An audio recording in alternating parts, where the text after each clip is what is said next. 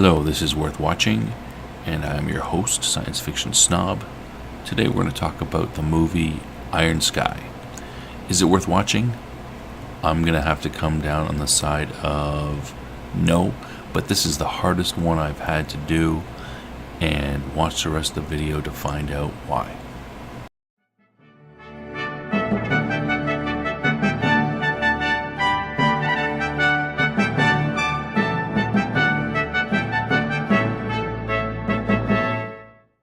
So let's briefly summarize the movie before we talk about why it doesn't work. Iron Sky is Nazis on the moon. Now, a great premise. The Nazis somehow escaped after World War II. They've gone to the dark side of the moon. They've set up a base there. They've been rebuilding and, working on their racial purity, all that good Nazi stuff. And they're getting ready to invade the Earth and, quote, cleanse it afterwards. So, a great example, a great setup for parody, but for me, somehow it doesn't work. And I'm not sure why. It should work for me. I love science fiction. I love parody and political satire, and my interest is in history, especially World War II,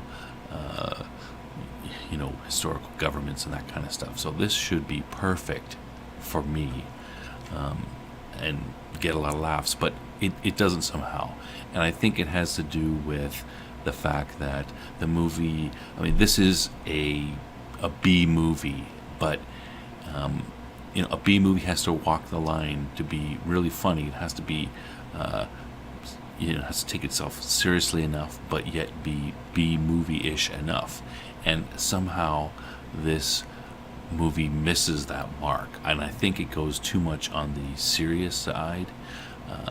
So let me go over a few of the things. It's got all the Nazi stereotypes, and even the some funny aspects of it. For example, at the beginning of the movie, when the Americans land on the moon again, as a political stunt for a re-election campaign, the Nazis come and they shoot them, and the Nazis are out in space on the moon, and they're still wearing the iconic stormtrooper type SS leather jackets out there, along with their gas masks and all that stuff.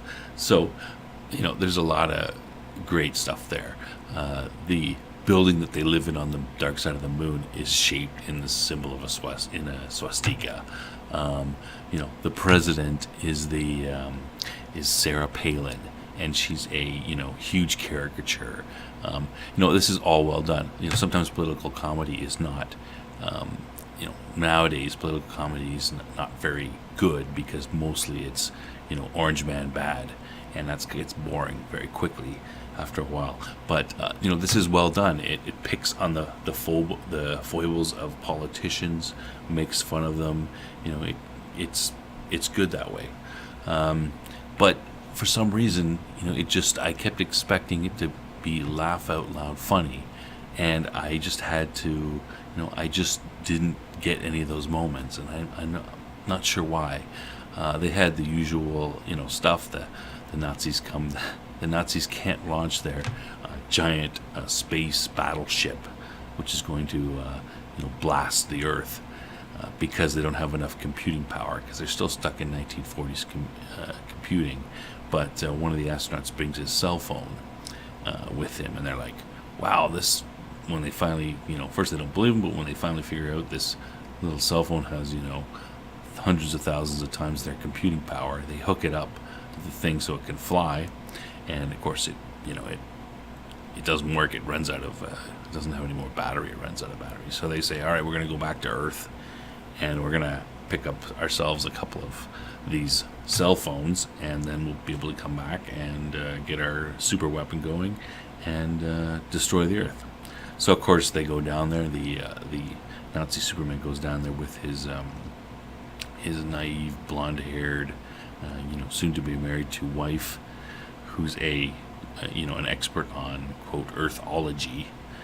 They go down there, and of course get caught up in the president's political campaign where they meet one of her campaign managers, and they she cleans them up a little bit, but basically takes their standard Nazi type speech, and then has the candidate say the speech, and get rousing cheers from the American crowd. So they stick it, tweak Americans a little bit like that is just as well. I mean, these are all great little scenes. They land on when they land in upstate New York, and they get out and they happen to land in a marijuana field of some local who promptly shoots their shotgun at them, and they have to come under fire, and they gotta fire back. Just like it's like the war started already. All these various Nazi tropes, and of course the main bad guy is he wants to overthrow the Führer, the present Führer, and become the Führer himself.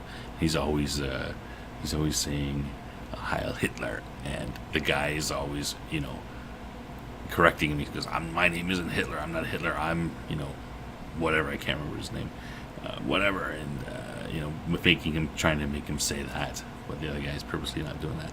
So what else? The two astronauts that come up, one is black, and of course the other guy gets killed, so the black guy is the one taken prisoner, and he's not even really an astronaut. He says that he's a model, and he was just given the job because he looks pretty, and so they take him, and of course they want to albinoize him, so he ends up most of the rest of the movie, with his skin all lightened like Michael Jackson, and his hair white and stuff, and he's kind of pissed off about that because they've changed him and all that. So I mean, all these little tropes and little funny little ideas are all in there, but somehow they just don't come together, and they don't work. They didn't make me laugh like I thought it would. Now maybe I built this movie up a little bit. This movie's been out since 2012. I heard about it then, but I just hadn't had a chance to see it, so I've been looking to see it, and perhaps I built it up too much in my mind over the last 7 years that it would be quite funny, and it just didn't make me laugh. So maybe that's my fault. Your mileage may vary. Anyway, if you want to check it out, I'd be very interested to hear your thoughts as to why this movie worked or didn't. I mean, am I right out to lunch about this? I struggle with this because this is something that this movie should be perfect for a person like me, but I just can't recommend it because it didn't make me laugh. It didn't meet the expectations that I had towards it. But anyway, check it out, leave your comment. I'm very interested to hear, and like and subscribe to the channel, and we'll see you next time.